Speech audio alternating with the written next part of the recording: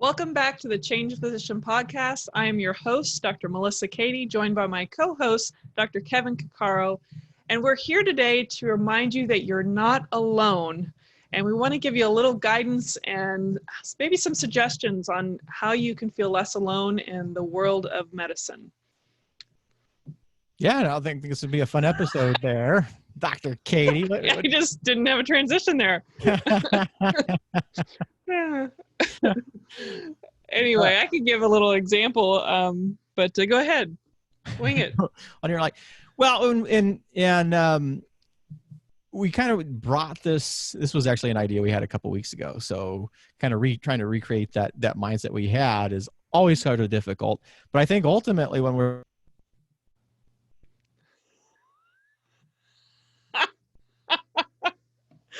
oh my gosh.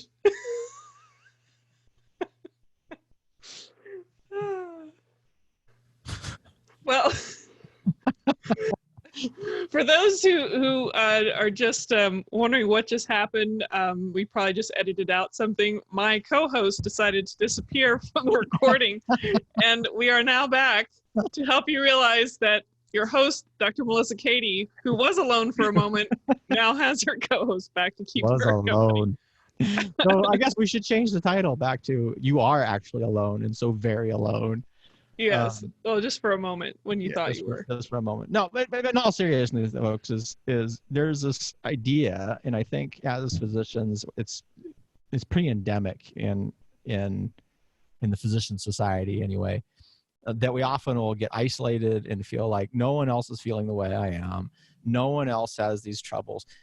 Everybody else seems to be doing so much better. I don't see how no one else seems to be maybe exhibiting the dissatisfaction I have. And, or maybe just the challenge that you're having with your practice.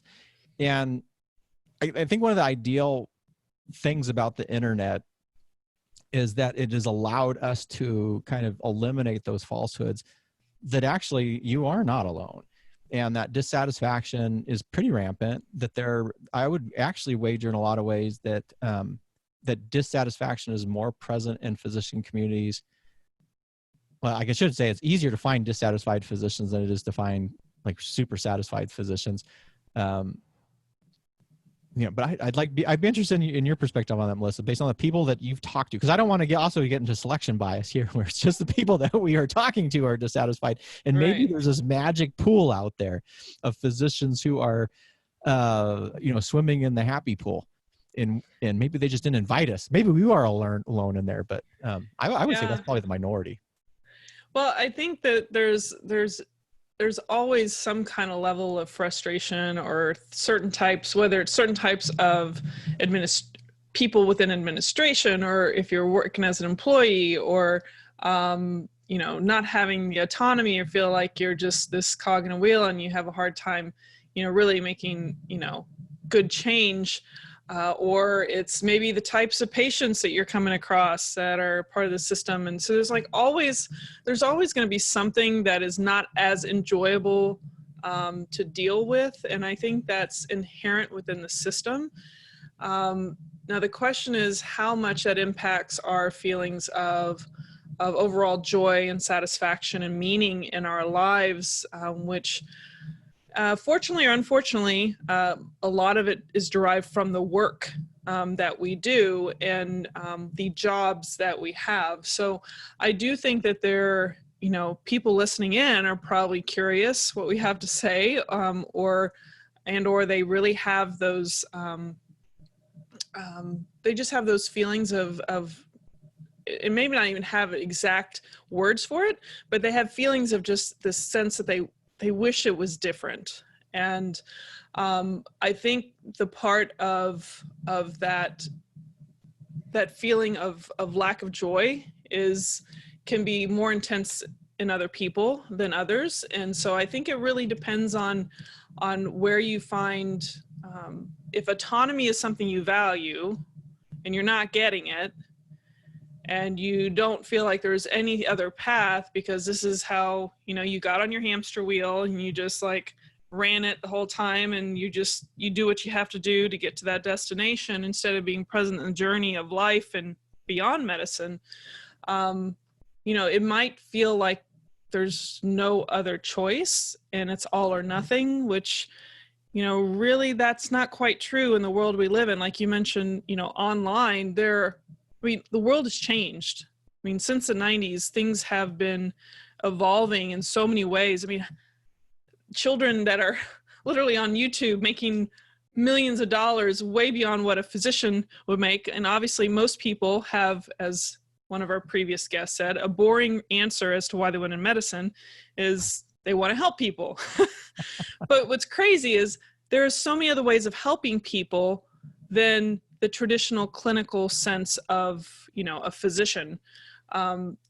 People that do something on YouTube that are making millions of dollars can take and channel that money for a higher calling and purpose and be philanthropic and support ventures and change people's lives in a magnified way. So, there's so many ways to help people. And I know most of us have that mission, but the question is, do you feel alone? Do you feel isolated? Do you feel like you have so many frustrations that are not in alignment with, kind of what your vision was, that ideal vision maybe you had as a medical student that's not really, it's been marred or stained by the frustrations of the current medical system, and you want to change it so that you get back to that feeling of really taking care of people the way you want to take care of them. So obviously I'm imposing some of my own beliefs and, what I think should be different about the medical system, but I know that the more I keep quiet and don't say anything and don't talk about things in the right settings, the more I will feel alone. And I know you've been through this journey, Kevin. I've been through this journey where you feel alone when you think of things differently, or you feel like you're the only one that thinks of things differently. But the moment you reach out and you connect with people, and in a way, we've kind of built our own small tribe. That's the moment you don't feel crazy. You don't feel like you're alone. And it really feels like there's a possibility of something different. And hence look at us doing our podcast together. So any thoughts about all those random things I said? So many places to start with that. Yeah. Well, because we're talking about if feeling alone, right? There's feeling alone within the practice environment. There's feeling trapped within that practice environment.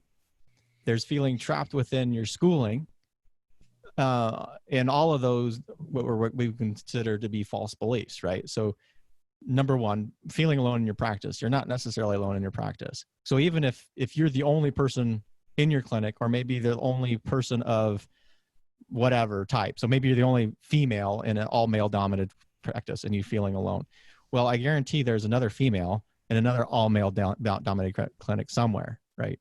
So being able to connect with them, which is sort of the next fight we're going to talk about here, is in this day and age with the internet, is there's way more opportunities to find and connect with who your tribe is, and you're no longer limited to a specific geographic location, right? So there's an opportunity there to kind of diminish and kind of destroy that false belief that you are completely alone. The other one is this idea of you're all alone in that there's nothing else that we can do and we're trapped in our practices. And we've touched on this, and we're going to touch on this through all these different episodes, is there are so many more options as physicians that we have to actually enhance and increase that initial reason, the boring message of why people went into medical school, which I think also is the common message. We go into medicine because we want to help people, but we can kind of pull apart that idea that there's only one way to do it. It doesn't have to just be through your practice. Sure, that's the traditional way, and there's a whole bunch of other issues in there, and how do you take control of your practice again and actually return autonomy, because we pretend our autonomy has been taken away, but actually it isn't. We've given our autonomy away, and nobody's going to tell you that you can take it back, folks, but you can. But the other options, like you were saying, like through YouTube or these other ventures, where as a physician, just based on your training, you are 90+% more credible than anybody's out there, and you're more likely to be able to produce and give truly valuable information rather than the crap that's often published out there. And from a monetization standpoint, where people are like, well, how am I supposed to actually make money from it? There are also multiple ways. You have to just be thinking differently. So the young YouTubers, as you were mentioning, who have these 20 million subscribers, Well, there are physicians who have large YouTube channels and who can also do very well from that. We've had different guests on here who've done things from really optimizing the investment field and learning a new strategy, which is not it's not rocket science, and it's not neurosurgery. It's simply a different field, and we have that ability to learn lots of information. So apply that information and go into more of that invested minded, business minded standpoint. We've had people that talk about direct sales practices, like understanding what that even means. Sometimes we have this idea that sales is a dirty world, but if you're a physician, actually, if you're a human and you're doing interaction with anybody, you're involved with sales. So how can you do that more mindfully and usefully? How can you do things like this, like a podcast, where you're actually trying to share your information, valuable information, with whoever your specific audience is? There's so many more options now to kind of expand this idea, to expand beyond the historical limitations that we've kind of put on ourselves, that allow you to, one, break free from these feelings of isolation, and two, is connect with others, and so that you actually have that tribe, because it can be very difficult if you're trying to do this all on your own, and it's unnecessary to do this all on your own. You just don't have to do that anymore. Right. And the thing is, as a physician, you've already proven you have the capacity to learn, you have the capacity to be resourceful. And when you realize that you're in this place where maybe you're not satisfied, and there are people that are very satisfied with their career, and it might be because they have a unique place, wonderful people, just the right combination. They're part-time and they love it that way, and they got all these other things that support many of the things that give them creativity outlets and all of those.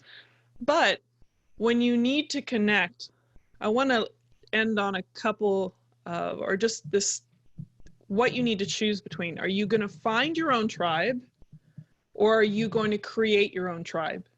So I think that for us, we've found different tribes to be involved in, but we're also creating our own tribe as well.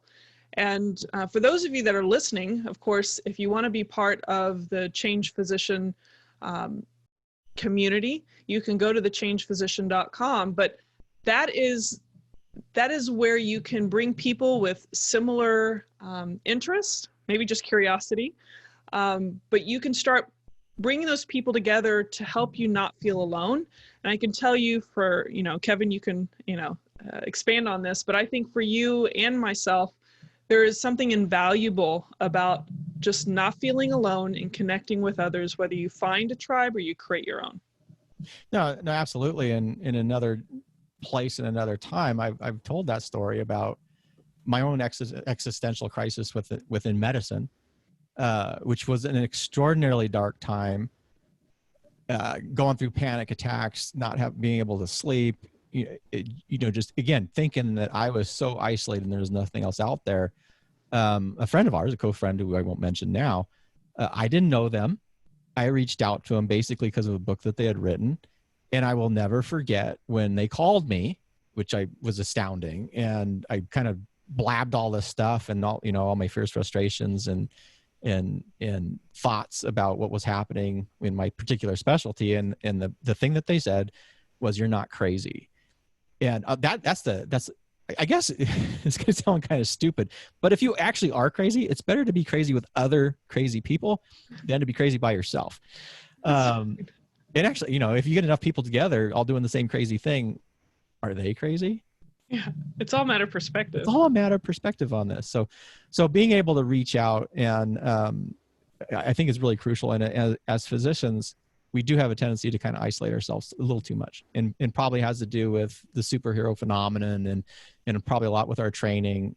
I'm wondering if this has changed, but we're expected to know everything. You're supposed to be the captain of the ship. You're not, though. I mean, well, I shouldn't say you can't be the captain of the ship, but even the captain of the ship has to have a connection with their crew and connection with the other captains. Otherwise, you just, I don't know. And if you isolate yourself, it's really not because you're truly isolated. It's because you're not actually seeking those connections. Yes.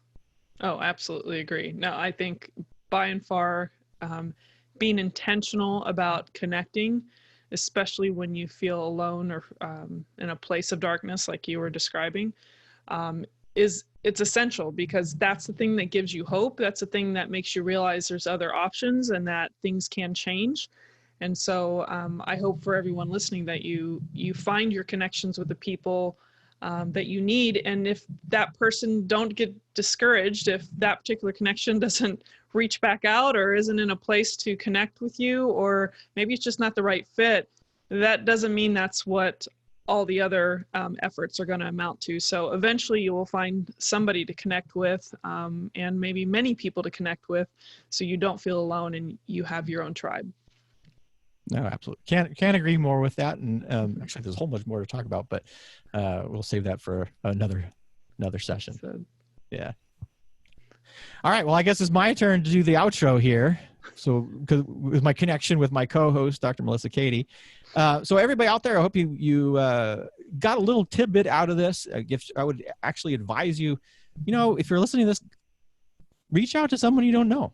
If there's somebody that you read an article, heard a podcast from, have seen on some sort of Facebook promotion or whatever, reach out to them. Just send them a little note, say, hey, thank you. I really enjoyed what you did, what you saw, what you read, and see where that leads. And I would be shocked if it doesn't lead to something, because people are way more open than we tend to believe. For everybody else out there, if you want to connect with us, we would love you in the community at thechangephysician.com. There, sign up to join our community and like-minded physicians finding different ways to find meaningful practice, whether it's in a traditional model or a non-traditional model. And until the next episode, guys, stay well. Take care.